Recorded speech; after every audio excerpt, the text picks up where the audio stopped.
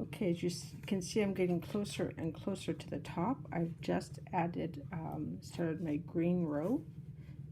So I'm going to do 5 rows of this green, and then I'll see how much room I have. Might have enough to do 5 more right on top. So remember the stitch, not the stitch, but the weaving technique is you take the back thread, you cross over the next warp thread, you go underneath it.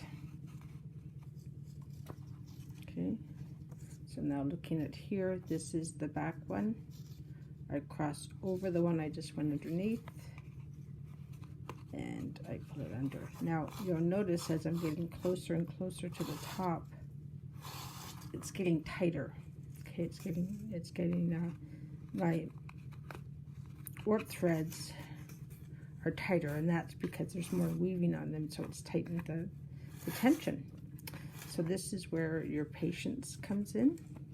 This is where you really need to pay attention that you're not pulling too tight now on your weft threads, or you'll have an uneven weaving. Okay, and I'm just going to finish this row so we can go over how to go around that corner one more time. Because for me, when I started weaving, that was the hardest part.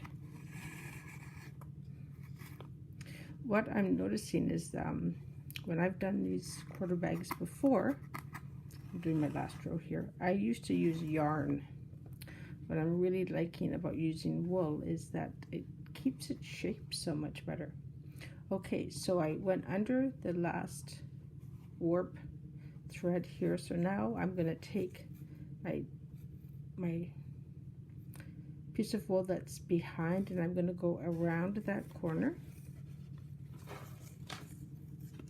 and I'm going to go under my first warp thread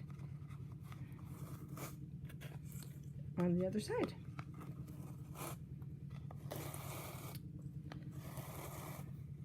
Okay, and you might be wondering why these are the double, why this is double here and double here. Do you remember those little tags that we started off at the beginning?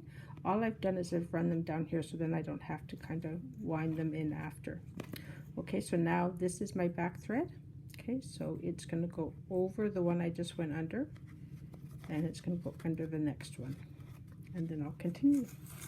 When I get to the, when I get to the very top, I'll show you how to finish off.